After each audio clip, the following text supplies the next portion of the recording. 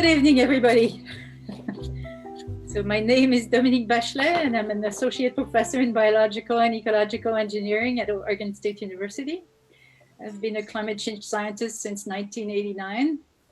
In the last decade or so, I have focused my energy not only on creating content, but also designing a variety of communication tools to share climate change information. This year, it's my great pleasure to announce that the Corvallis Arts Center has generously chosen to host an art show this fall dedicated to climate change under the title, What Will Nature Do? The public media have been effective at inflating the importance of climate deniers and at focusing on the worst negative aspects of the projected changes.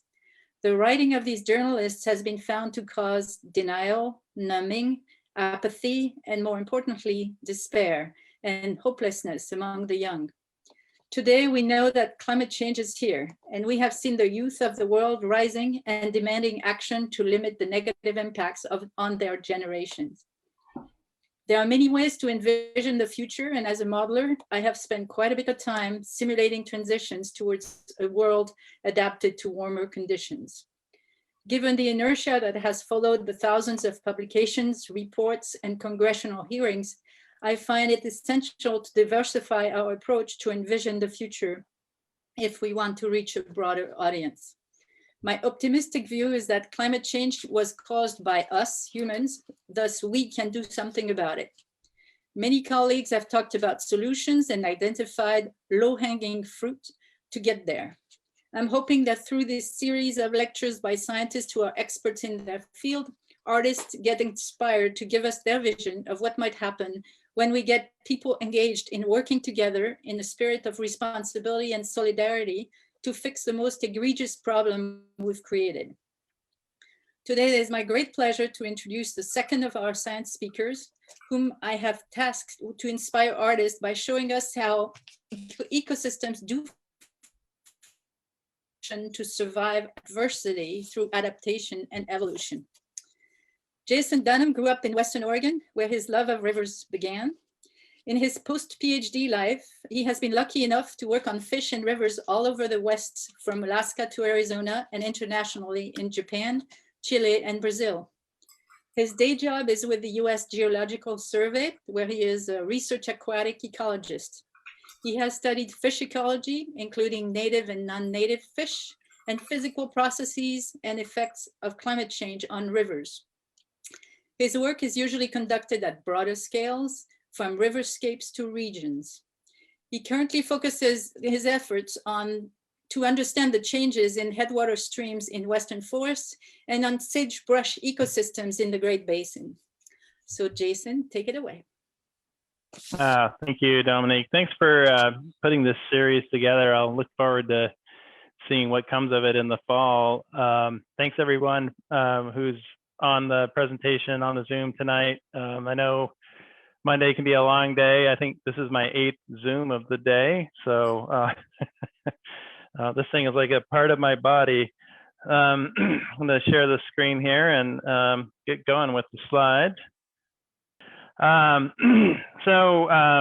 Thank you for that introduction, Dominique, to the whole series here, What Will Nature Do? And yeah, we hear a lot of doom and gloom about climate change and in the atmosphere, on the land, and also in rivers. And, you know, there's not a week that goes by in the news where you don't hear about declining salmon populations or some other fish or river that's in trouble. And I'm here to talk to you tonight about how fish can sort of tune their climate change playbook, and maybe it's not all doom and gloom. So we'll see what you think here. I'm gonna get rid of my header here just a second. I can't see my slides.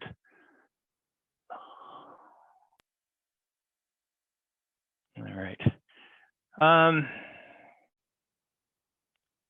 So this is a graph here that kind of gives you a picture of where salmon live in the Pacific Northwest along the west coast of the United States. They occur all the way down into northern Mexico and, of course, way north into Alaska and into Russia. But these polygons here on the left-hand side sort of indicate where there are distinctive, what we call recovery domains for salmon. So different parts of the landscape of the West where we treat salmon sort of differently. And if you look down below the picture of the coho salmon here, you'll see sort of a tally of vulnerability for different DPSs. DPS stands for distinct population segment, sort of a evolutionarily distinct lineage of salmon. So for Chinook salmon, you can see there's a tall red bar and a tall sort of orangish bar indicating high or very high vulnerability to climate change. What that means is there's something about changes in rivers, that is changes in the flow of rivers or the temperature, or changes in the marine environment or in the estuaries that is causing this fish to be vulnerable to the effects of climate change. If you look across the horizontal axis there, you'll see that the bars differ for different species. So steelhead, not quite as vulnerable. There are some that are still highly vulnerable, but not quite as bad as Chinook. And then pink salmon and Puget Sound are doing just fine, low vulnerability to climate change, but a lot of variability across the species. But these aren't the kinds of colors that we'd like to see if we wanted to be comfortable about the future of salmon here in the region. So this is sort of the dark side of the picture. One thing that is really interesting about salmon is they exhibit a lot of diversity, not only among species, but within species. And I'm not going to get into what these particular colored bars mean, but these again are sort of arrayed by different sort of DPSs or lineages of salmon across the region, and the gradations there indicate when they start their life, like when adults move upstream to spawn in rivers, and when the eggs are incubating, when the fry are growing, when they head out to sea, how long they stay out there, and when they come back. And you can see there's just a ton of colors of the rainbow here, which means that all these fish do slightly different things. And even within a single species like Chinook salmon, look at this, look at all the different things that they can do. So they've got a pretty big playbook. There's a lot of ways they can sort of fine tune their life history, so to speak, to adapt to this changing climate. So that's a theme that I'm going to get into a little bit more here. Here's what might be familiar to a lot of you, a salmon life cycle. I pulled this from the Skagit fisheries. You can see adults, migrating upstream here and courting, mating, depositing eggs that incubate and hatch into juveniles. They spend a certain amount of time in freshwater, migrate out to the ocean, and come back and do the same thing all over again. There's a lot of ways that you can do this, but sort of in keeping with Dominique's concern, if you look at every step here in the life cycle, what you see is death from predators, habitat destruction, delays in downstream migration, death, more death. There's nothing about living in this life cycle. It really sort of struck me, and I thought, well, maybe Dominique's onto something here. I study life histories, not death histories. So what's going on here? Really to sort of speak to the cartoon in the upper right-hand corner here, is our cup really half empty or is it half full? And a few observations at this point. We know that salmon can be fine-tuned to their environments. That's definitely the case. They've been here for thousands, millions of years. But can they change their tune to survive environmental change? So that's one thing I'm going to explore here in the next few slides. Another theme that'll be covered here is the fish of yesterday may not be the fish of the future. So if we're trying to recover something that exists today, we also need to think about what these fish might look like in the future as the climate changes. And they may not go away, they just might change. They might be a little bit different than what they are now. The thing to keep in mind with all of this is that change has its limits, and there are conditions where no salmon or trout can survive. But we're going to have some of those conditions no matter what here in the Pacific Northwest, at least in some places, even under the effects of climate change as projected. So if it gets a little wonky here ecologically, think of these fish as sort of a tuning board where you can sort of move the levers up and down to get exactly what you want to hear. This sort of reminds me of my old days being a radio DJ in college. So I'm going to talk a little bit about Chinook salmon. They're the biggest, they're the tastiest, as some of you know. They're an amazing animal. And this map of the world here shows the native range of Chinook salmon. So you can see sort of the diagonal hatches there. They occur from California all the way up into Alaska. They're actually expanding their range here into the Arctic, all the way over into Russia, almost all the way down into Japan is the native range. So all across the Pacific Rim, it's pretty impressive.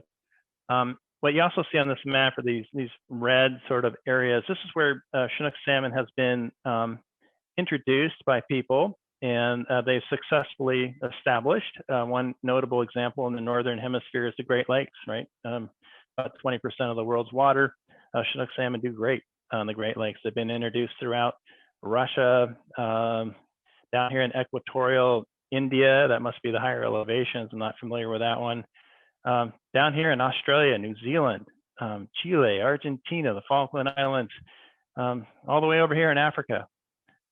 So when you move these fish around, they're pretty successful, which tells me they're kind of adaptable. The Chinook salmon in New Zealand came from the Sacramento River, and geneticists tell us that they actually have more genetic diversity in New Zealand than they do now in California. Some people want them back. So it's pretty interesting to see how this fish can really adapt. And these movements of fish around the world are teaching us a lot of things. So here's how they change their tune. Now, remember, this is Chinook salmon in Patagonia. So this is Argentina and Chile. The seasons are reversed, right? So if they're so fine-tuned, they have to go with like, you know, well, okay, spring is fall and fall is spring. They've got to totally reverse their life histories to adapt to this environment. And here's a couple of happy fly anglers. We don't catch fish like this too much in Oregon. It's just amazing explosion of Chinook salmon in South America. So these fish must be able to figure out how to do something right throughout their life history. And again, you know, this life cycle that I went through that I was sort of making fun of a little bit, it's not about death. It's a life cycle. It's not a death cycle. So here's an example. It's a little closer to home about how these fish can sort of change their tune or tune the Playbook. This Chinook salmon is from Green Peter Reservoir in the South Santiam. This is a picture I took out of the Corvallis Gazette Times. So people think of salmon as a species that swim to the ocean and come back and have this great migration and whatnot. But if we put this big old chunk of concrete in their way, Green Peter Dam, and create a reservoir, they complete their life cycle there. And it was the fishermen that initially discovered it, like this guy, kind of happy. Now this fish isn't as big as the one in Patagonia, I'll give you that, but it's a pretty good size Chinook salmon, and something that we would expect to be coming back from the ocean, but they can get it done in a reservoir. And Jeremy Romer and Fred Monzik, the publication there from Oregon Department of Fish and Wildlife, studied this and confirmed what the fishermen already knew, that these Chinook salmon can actually make a go of it in these reservoirs. And this is shown in other parts of the world as well. Just a little bit of a surprise for us here in Oregon when we expect fish to go to sea and they don't. So what I'd like to say here is we really should, informally, we really should listen to the fish. They're trying to tell us something. These stories of adaptation are teaching us that salmon and trout, you know, can successfully invade new habitats. They've been doing it forever. A lot of the Northwest was covered with a giant sheet of ice, you know, several thousand years ago. So a lot of these populations we see now were never there historically. And when we move them across the planet, if conditions are right, they can establish just fine. So their life histories are constantly changing as they presumably adapt to these new environments. And one of the questions I have for us as a society is, if these fish are changing, can we accept that change as well? So if a salmon completes its life cycle in a reservoir, are we okay with that? Can we live with that? Because they can. A talk about salmon trout would not be complete without mentioning the issue of hatcheries. I don't want to get into this too much. I think most folks are somewhat familiar with this, and maybe you've seen this book. It's a fairly popular one, An Entirely Synthetic Fish, which sort of gets into this issue. We've got hatcheries all over the Pacific Northwest, and a lot of scientists, a lot of great scientists have spent a lot of time studying the effect of domestication, and it does mess with the playbook. So to me, this is sort of a societal question of, what do you want? Do you want fish that you can harvest, like this kid catching a fish here in the Eugene Town Run for summer steelhead, or are you concerned about how these fish raised in a captive environment are going to mess with the adaptive capacity of wild populations? And I have this picture of wolves chasing a domestic dog. I'm a dog person, and I would never let my hatchery dogs loose in Yellowstone. So this is kind of how hatchery fish work in the wild. You have to make a lot of them to get a few back. And to me, the question of whether or not to have a hatchery is a social question as much as it is an ecological or an evolutionary question. But these fish are raised by humans in hatchery raceways. They have great survival up to the juvenile life stage. And then when you let them go, they're kind of like those dogs around wolves in Yellowstone or wherever it might be. They kind of don't know what's going on, and they all die at once, and a few of them survive and return. Whereas the wild fish, they experience mortality earlier in the life cycle, during the early life stage, right after emergence or during incubation. And those fish that survive are pretty buff. Those are the fish that you're going to see coming back from the sea. So it really changes sort of the selective equation, if you will. One thing that's important in thinking about any type of salmon is that diversity of the ecological theater. That's where this sort of evolutionary play, if you want to go with this metaphor of Hutchinson, takes place. So what does our ecological theater look like? Well, you can think about the Willamette Valley. Here it is. This river here, the Willamette, used to be all over here where we live now. So we've really sort of constrained a lot of their options. And so we may not see that diversity that they need to sort of adapt to future changes. This is another example where Steve and I have worked, Steve Wanzel and I have worked at the Copper River Delta. That's where this particular salmon came from. And this river is just all over the place. It's a huge watery mess, and there's so many options for fish in this watershed. And of course, it's an amazingly productive area. I'm sure some of you probably eaten some Copper River sockeye. So lots of fish there. Thinking a few more thoughts on the future of fish. I will say that if you manage to extirpate a population of trout and salmon, that you've done a lot of work. They're incredibly resilient species, and you have to work really hard to wipe them out. You have to do a lot of things wrong because they really do have a lot of options for surviving.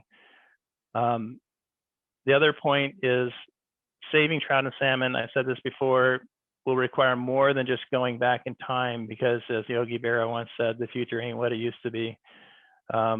We need to think about what these fish are going to look like in the future. And again, are we okay with that? And as Dominique has taught me and many others, fish are not really our uncertainty. We know they can adapt to a lot of different conditions. It's those projections of climate and human behavior, so those emissions that are driving the climate cycles, that are the greatest uncertainties.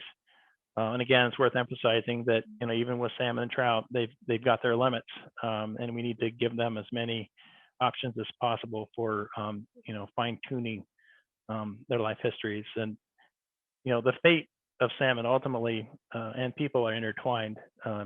If we lose some of these species of salmon in the Pacific Northwest, it's not going to be a very nice place for us to live. Okay, here's some art. Ray Troll, I have this t-shirt. I love this shirt. I love Ray Troll. I've met him before. He's an amazing, popular artist. And I do want to kind of build on what he's produced here. I wear this t-shirt sometimes. One of the things you'll notice in this beautiful drawing is that all these fish kind of look the same. He does a really great job of sort of diagramming the life cycle of the sockeye salmon in this case, but all these fish more or less look the same, and that's not how sockeyes are in reality. I don't want to criticize Ray, just making an ecological point. And so getting back to that ecological template, that ecological theater, one thing to think about for the future of fish, of salmon and specifically, is this idea of environmental portfolios. And again, this is where research in Alaska comes in pretty handy. This is work by Daniel Schindler and colleagues out of Bristol Bay, where there's this controversy about the pellet line and whatnot, lots of controversies up there. But the idea of a portfolio is that you've got a lot of different ecological conditions and a lot of different life histories or life cycles that are tuned to that. So when conditions change, maybe something will turn on in one part of the region and turn off in another. And by virtue of that, things kind of balance each other out over time, just like a stock portfolio or something like that. So you can see that these sockeye salmon, number 1, 2, and 3 in the lower right-hand corner, they all look very different. It's because they live in extremely different environments and do different things. They go different places at different times. They live for different durations. They mate in different ways. They have all kinds of ways of making a living. And so that creates this really diverse portfolio, which tends to stabilize the fishery, tends to make this species more resilient. So what about the Pacific Northwest? We've been talking about Alaska, kind of a nice place, some nice pictures here from the Pacific Northwest. What does our portfolio look like? Well, in reality, it's a lot of this, right? People live here. So we've got hatcheries that are sort of altering sort of that life cycle, that evolutionary selection that fish face at different points in their life cycle. We've changed these riverscapes. So we have these giant reservoirs in the Willamette, which Chinook salmon in particular can use. We've changed the rivers themselves. So the Willamette River, highly channelized. And of course, anyone who spent this past year in Oregon realized that good portions of Western Oregon burned. This is not a big surprise to fire ecologists. We knew this was going to happen. We just weren't sure exactly when. And this picture in the upper right-hand corner of this panel is the North Umpqua River. That's where I grew up. And I can tell you where I caught a steelhead in every one of those little places. It's amazing to me now that it's completely burned, and that these several hundred-year-old Douglas fir trees have been felled to protect cars along the highway there. It's completely transformed. So I'm going through my own stages of acceptance, for this change. But I know that in that particular system, that it's going to continue to support salmon and steelhead. They're just not going to be the same as they were. So I think it's important, at least for me and maybe for you guys, to think about what does that new portfolio look like, and what is that theater of the future going to be? And we have to be realistic about it. Lots of people are moving into the West, and this is just one projection of future human populations in the Willamette Valley. And I'm sure folks have seen this sort of thing before, but we're going to see a lot more folks. We see it every day when we're driving around Benton County. There's another development here, another development there. It's like, whoa, I didn't realize all those houses were going up in Monroe. And alongside of that, the climate is going to change as well. So these are things to really be mindful of. We're not going to stop this. So we need to think about how these fish are going to cope with this. And again, like I've shown, they've got a lot of options as long as we allow them to keep them open. Okay, my talk wouldn't be complete if I didn't tell you about some weird species. So everyone is familiar with salmon. Thank you for listening to that. I want to talk about a couple of neighbors. Like some neighbors, they're not always, that normal. But Pacific lamprey, pictured on the top, an amazing animal. They've been around for 400 million years and probably be around long after we're gone. Long before the dinosaurs, before anyone. They're not even a fish. They're so primitive. And then freshwater mussels. Maybe some of you have seen these in the Willamette. We have the Asiatic clam, which has a smaller sort of symmetrical shell, and then a couple of species of mussels. These are pearl shells, a much larger shell, kind of kidney bean shaped.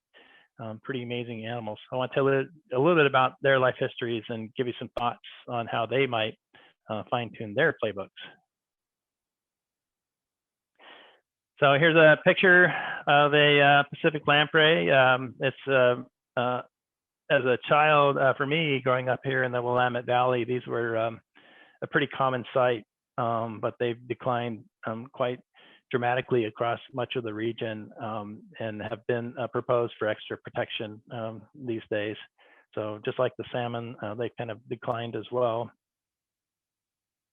Their life cycle is a little different than the Pacific salmon. The adults will swim upstream to spawn. They die after spawning, just like salmon. But sometimes the adults will swim upstream in the spring or early summer and sit in the bed of a river in the gravel for up to a year, just living off their body resources, their fat stored energy before they get around to spawning. When they do spawn, they cooperate. The males and females cooperate to build a nest. In salmon, only the female constructs the nest, and the males, cruise around trying to mate with different females, all sorts of dirty tricks. But in lampreys, both genders do the work. They have very small eggs, hundreds of thousands of eggs hatch, and they transform into these little tiny larvae that look like leeches. But they sit in the substrate in the stream bottom in silt and sand for 4 to 6 years as filter feeding juveniles. They're not mature yet. 4 to 6 years is like, 3 coho salmon life cycles. These are old fish, not just evolutionarily, but in terms of their individual age. They metamorphose, head out to sea, and they grow this oral disc, which really causes fear in a lot of folks. They have these big jagged teeth, and they become predators or parasites, depending on how you define a predator or a parasite, but they feed off of salmon, other marine fish, sometimes marine mammals. So they're somewhat dependent on salmon, and there's been some work showing that their life cycles sort of parallel those of salmon. I'm not sure if that's because of a common marine environment or an actual direct dependence on salmon, but they definitely do love to snack on them, just like we do. So really different life cycle, really different habitat requirements, yet sort of this mutual dependence. And here's just one example. Again, come back to the North Umpqua River, my natal river. There's the scary lamprey with its oral disc and teeth.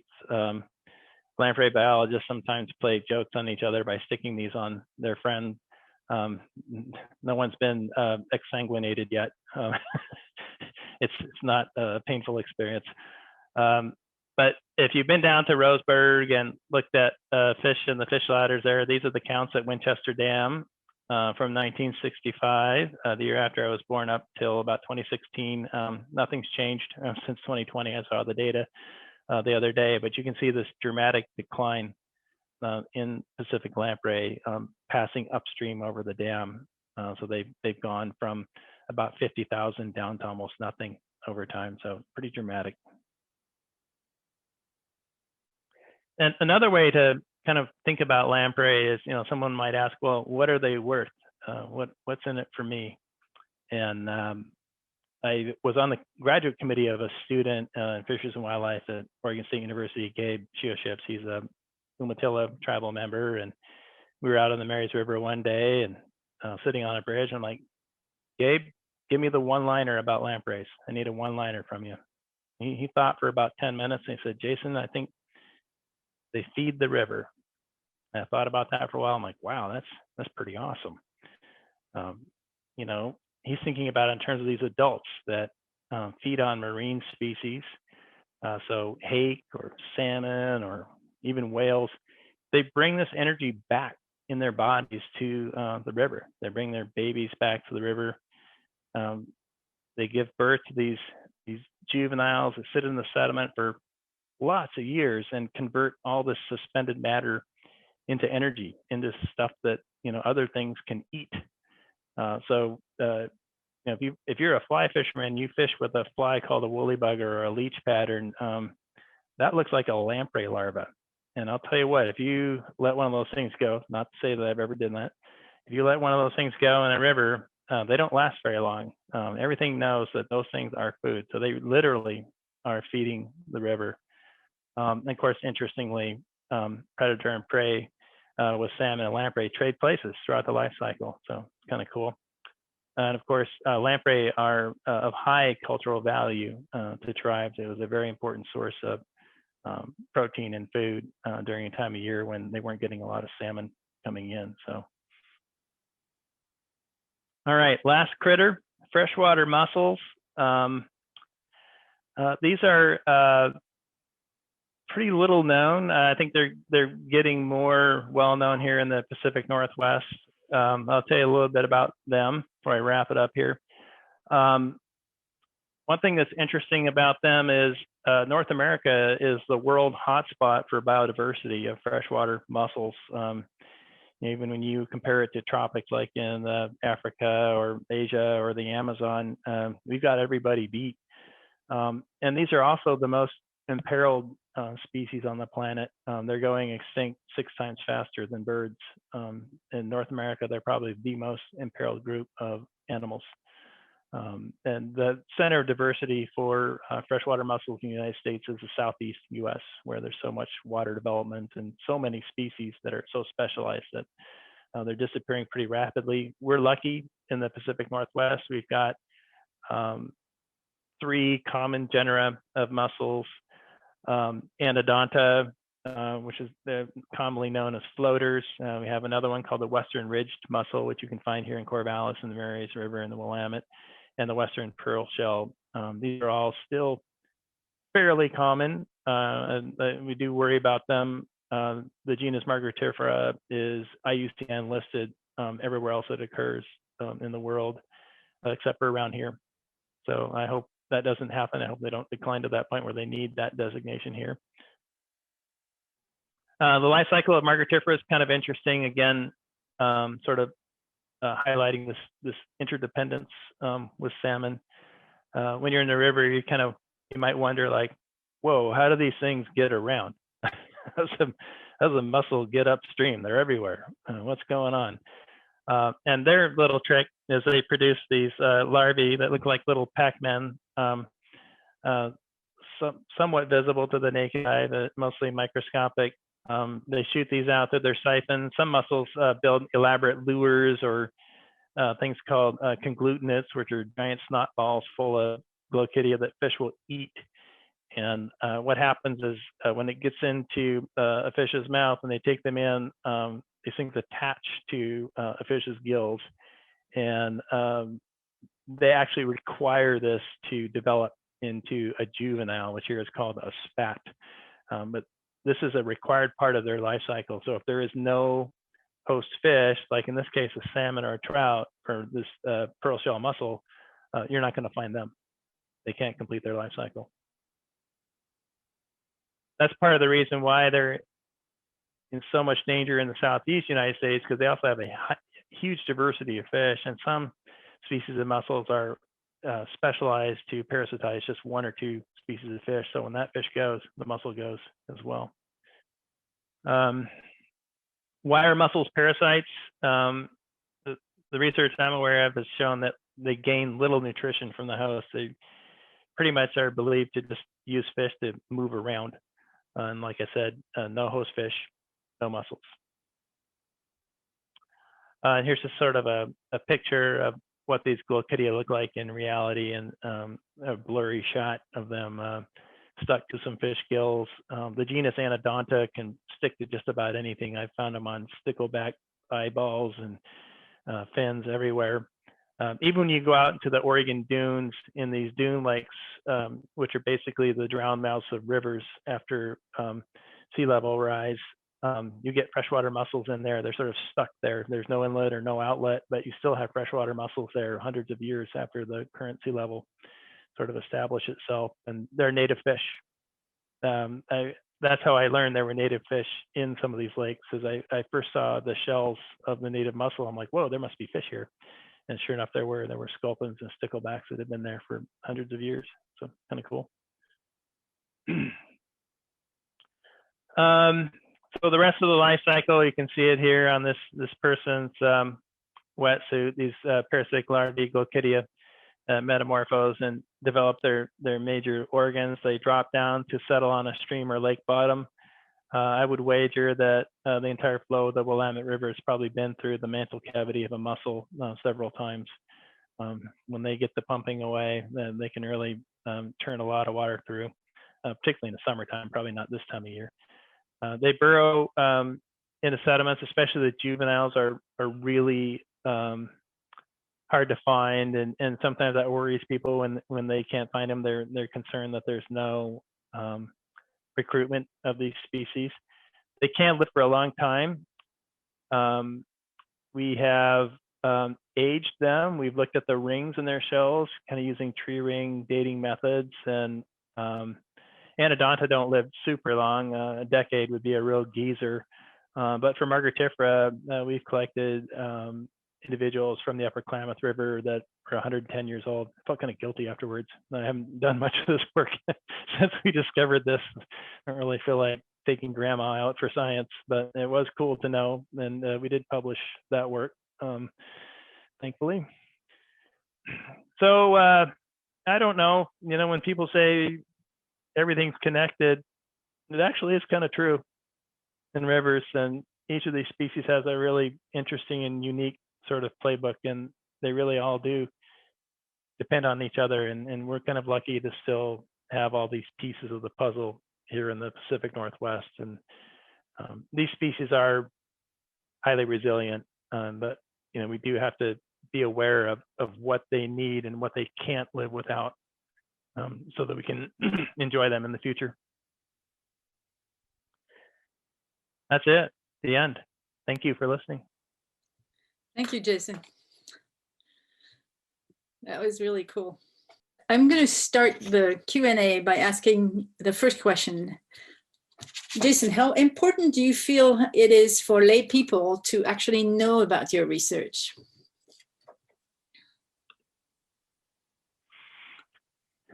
Well, I don't think people need to know all of the details about what we do, in the lay public. I think we don't do a very good job of communicating it or making it accessible. I do think some of these basic points about natural history and what occurs here is really a part of the story of the Pacific Northwest that I think a lot of folks don't know, and probably would appreciate it if they knew it better. And I just talked about a handful of fish here, but there's so many cool fish stories. I mean, when I was a kid, I grew up playing with plastic dinosaurs and whatnot, things that don't even live here anymore. And if I'd only known about what was in my backyard, I would appreciate it so much more. And how do you think artists are going to help you communicate your research results in this project? However they want to. I think, I think these, we try not to anthropomorphize or glorify things too much as scientists, but these things really inspire a lot of creativity, a lot of fun thinking, about their life cycles and the ways that these things make a living. They're just really cool. I don't see how you can look at these different species and not come up with all kinds of ideas for how to communicate them in artistic ways to others and enjoy them. Okay, there's the challenge. You cannot not do some great art. So Jerry is asking you, Jerry Bartholomew is asking you, Jason, when you talk about protecting salmon and other species, people usually talk about restoring habitat. In the face of climate change, are there steps that we should be considering proactively that go beyond restoration? Are there rivers that we may just have to write off as suitable habitat? Yeah, thanks, Jerry. Talk about someone who works on a complicated life cycle.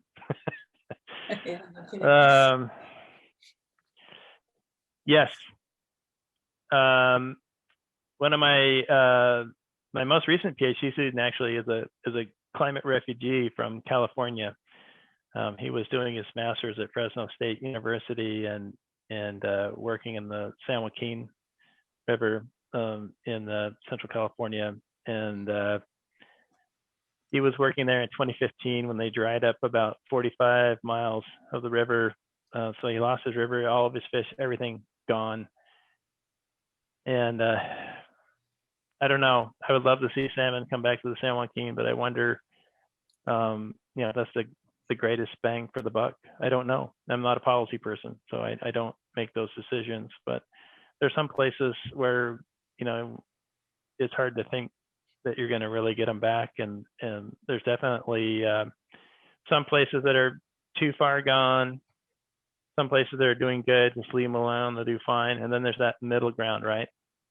Where if you add a little support, they can really take off. Those are the sorts of prioritization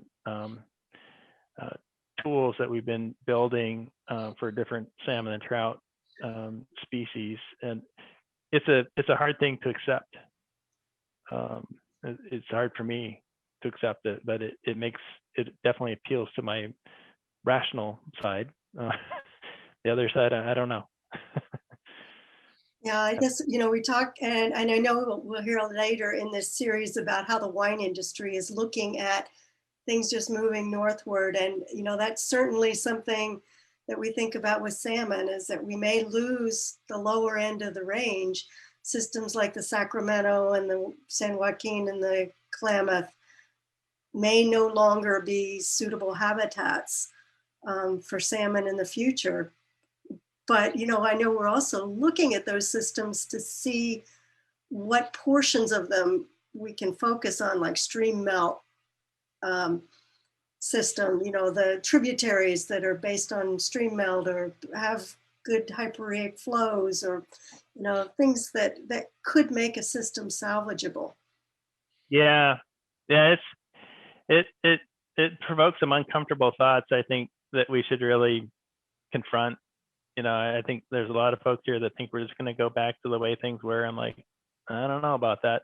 Like Lake Shasta is a good example. You mentioned the Sacramento. I mean, that's where Chinook salmon complete the whole life cycle in that giant reservoir, So. Yeah, and the home of my favorite parasite. Yeah.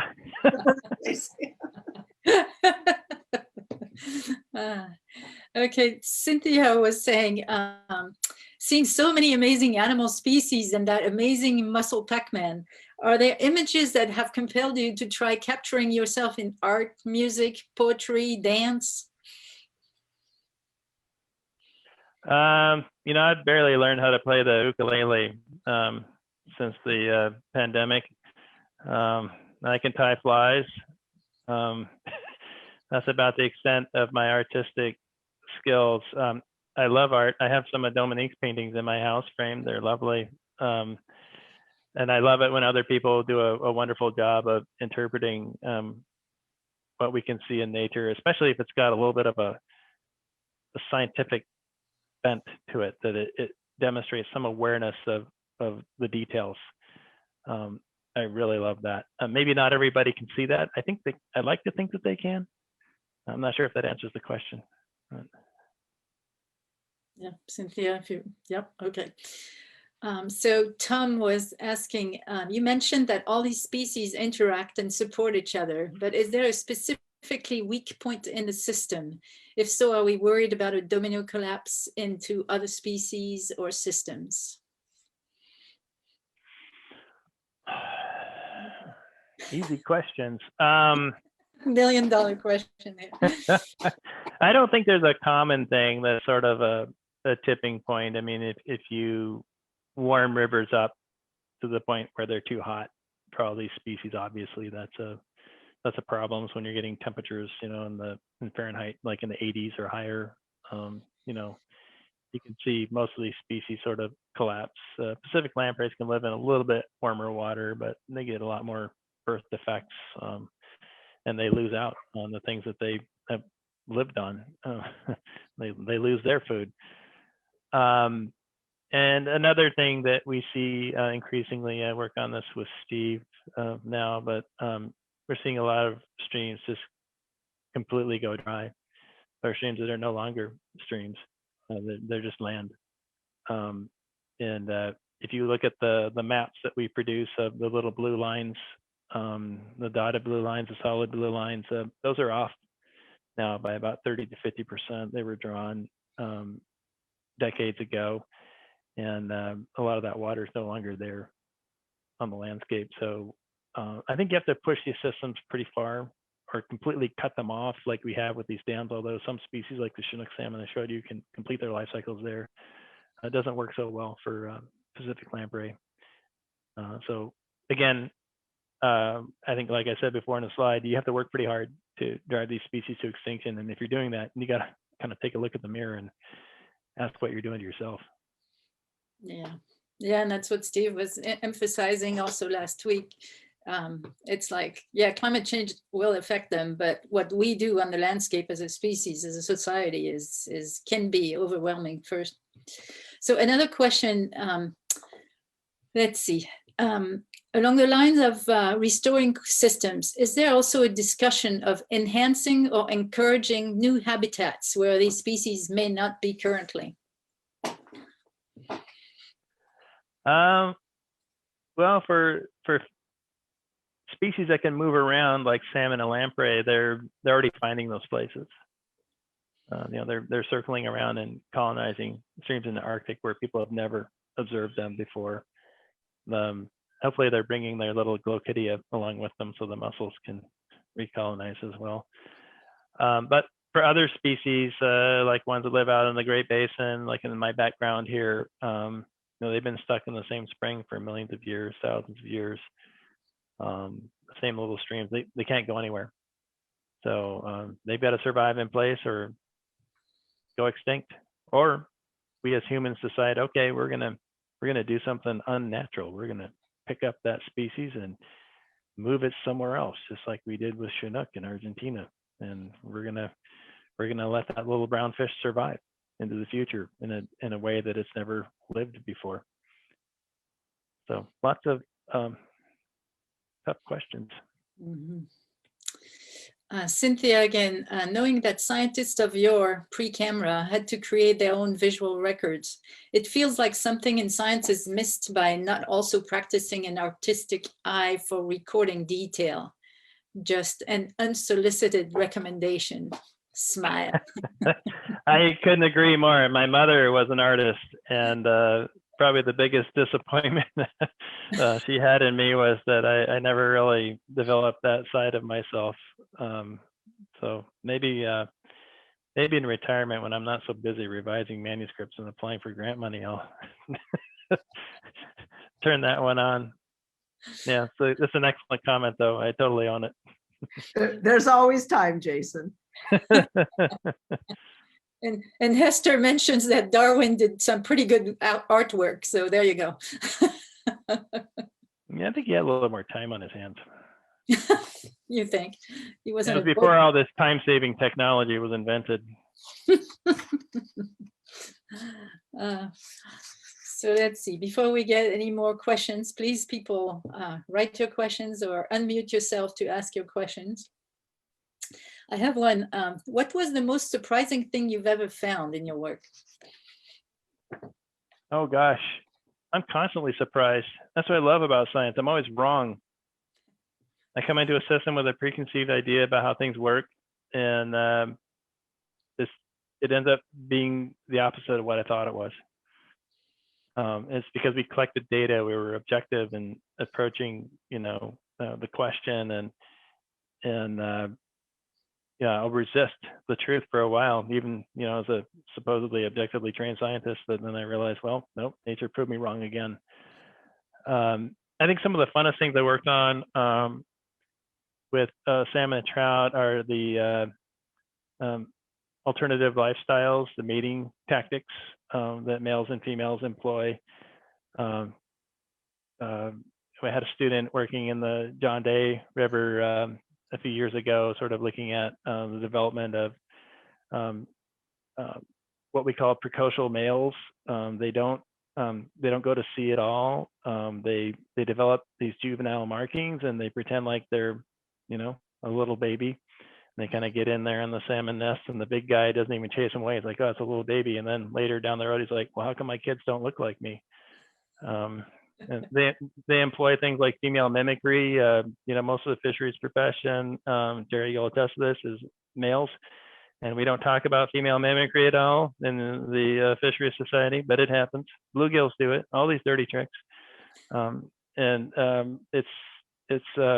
It's just endlessly amusing to me. And it actually does have some important practical implications as well. So when you talk about steelhead trout and their viability, you have to realize that a lot of steelhead trout were born of rainbow trout. And so where you have a lot of rainbow trout, you also have a lot of steelhead, and they support each other as well. So, you pull one out and the other one is affected too. So kind of cool, but most salmon do that. They have a resident lifestyle. Even lamprey do that as well. So I love sort of peeking around the neighbors' backyards and seeing what's going on with fish, not with my neighbors. But, yeah. And what got you into climate change? How did you stumble upon focusing on climate change? I resisted it for a long time, to be honest. Just like Steve. Well, I'm only speaking for myself. For a long time, I was like, I think what people do on the land and in rivers is way bigger than the effects of climate change. And it took a long time for me to accept the fact that, nope, climate change is the giant thing that is driving the planet. And I totally, once again, it's the beauty of science. I was wrong. I resisted it.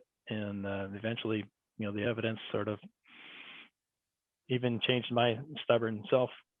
I really embraced it. It's been fascinating to work on it. And you can look at climate change from just a single locality to thinking about all these global teleconnections, which are just really mind-blowing.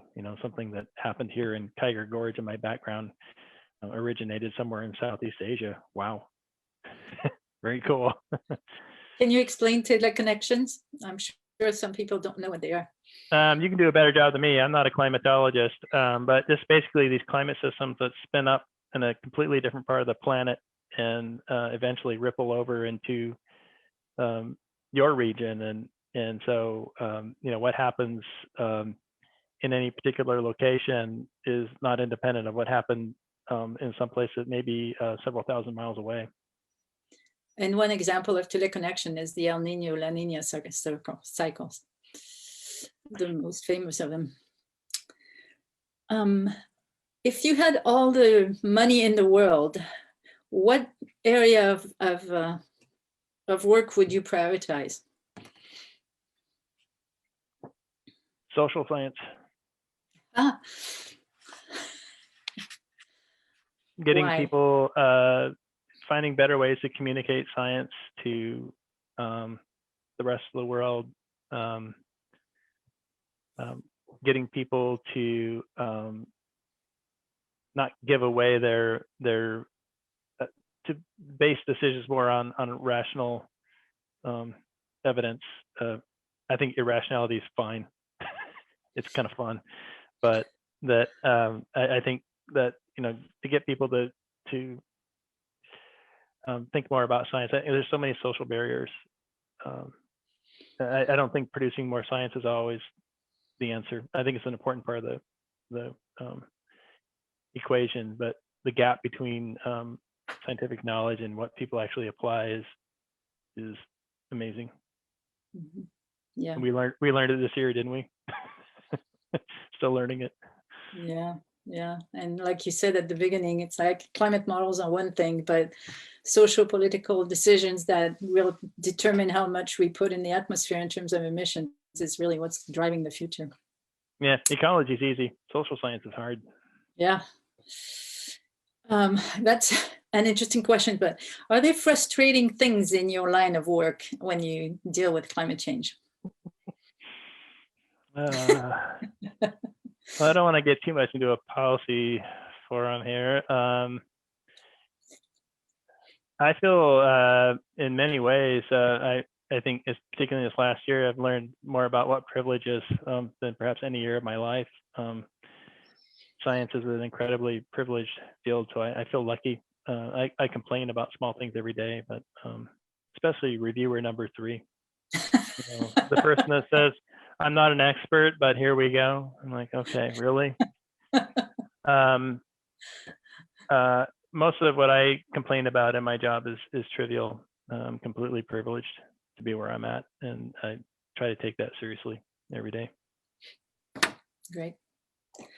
What are your reasons for optimism looking forward? No, I think eventually people are kind of like salmon. Maybe we can learn from them. Figure out how to survive. Yeah, that would be a good thing. Okay, any other questions? We have 25 people still listening to you, and I can't see a new question in the chat room. If you want to unmute yourself and ask your question live, please be my guest. Jason, this is Steve. Nice talk. It was fun. It was fun to hear about mussels and lamprey, something I don't know very much about. Here's I don't know, maybe it's a bizarre question, or maybe you guys already kind of covered it, but for the people that were listening to the talk, what's the one thing you'd like them to take away from the things you said tonight? Just appreciate the wonder of nature, the wonder of these super cool animals. For me, that's what really keeps me going. I guess my heart of hearts is these things are so awesome. I mean, how would you ever know when you picked up a freshwater mussel out of the Williamson River and you put it in a jar, take it home, you thin section the shell, and you're like, oh my God, that thing is 110 years old. I was excited, and I was like, oops, shouldn't have done that. But how cool is that? And all these things that we've learned about lamprey only in the last 15 years, nobody cared about them before then. All these amazing things that they do when nobody's looking, it's just incredible. Even with salmon, the most studied species on the planet next to, white mice, zebrafish, there's so many things to learn. They constantly surprise me. Yes, my background is Kiger Gorge. Thank you, job. Jason. That was a great answer. Thanks. Really, really good. Great question and wonderful answer. And Cynthia's asking, is your background the Steens? Yes.